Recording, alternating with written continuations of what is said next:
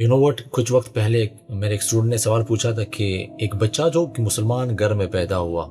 اس میں اس کی کیا خوش نصیبی تھی، کیا کردار تھا کہ وہ اس ایک مسلمان فیملی میں پیدا ہوا، اور ایک بچہ جو کسی ایتھیسٹ کے گھر میں، کسی ہندو کے گھر میں، کسی کافر کے گھر میں پیدا ہوا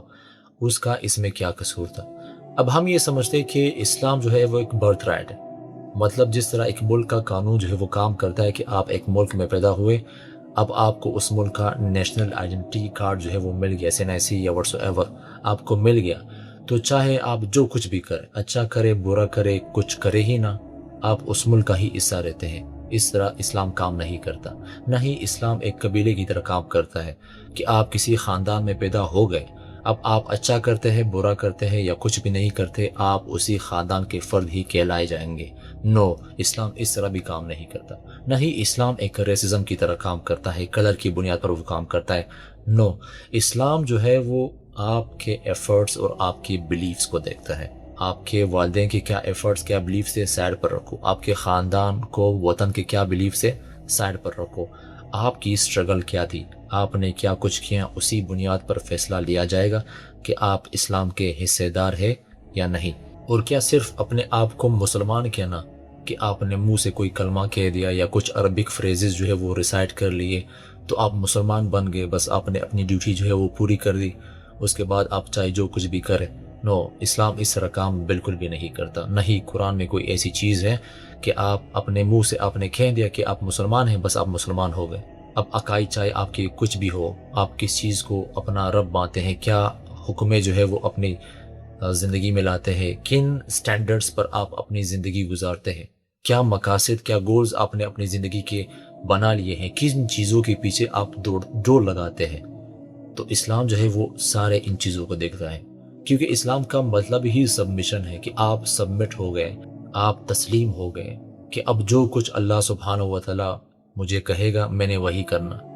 اب آپ کو یہ چیزیں تب پتہ چلے گی کہ جب آپ قرآن کھولیں گے کہ اللہ سبحانہ و تعالیٰ آپ کو کیا کہہ رہا ہے، کیا حکمیں جو ہے وہ دے رہا ہے، کس کام کے لیے آپ کو اس دنیا میں لایا گیا ہے۔ صرف آپ کے منہ سے کچھ کہنے سے کہ میں مسلمان ہو گیا، اس کے بعد چاہے اب جو کچھ بھی کرتے ہیں، no never, Islam never works like this. اور رہے وہ بچے جو کسی ایتھیسٹ غیر مسلم کے گھر میں پیدا ہو گئے، اگر ان کے لیے ان کے پاس کوئی تبلیغ کی بات نہیں پہنچی،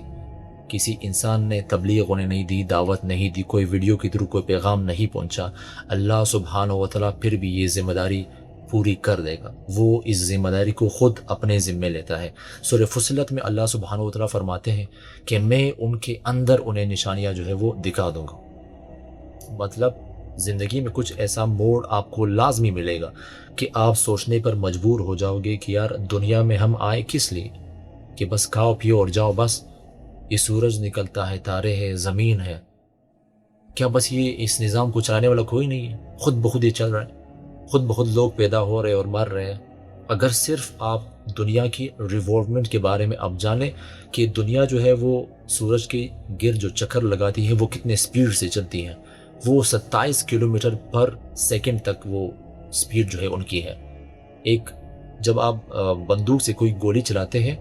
بلٹ کی سپیڈ جو ہے وہ صرف 1 کلومیٹر پر سیکنڈ ہے، لیکن دنیا جس سپیڈ سے سورج کے گرد گھوم رہی ہے وہ 27 کلومیٹر پر سیکنڈ ہے۔ اگر اس کی سپیڈ تھوڑی کم یا زیادہ ہو گئی یہ نکل جائے گا اپنے اور وی کین سے سرکل یا مدار سے، شیل سے نکل جائے گا یہ،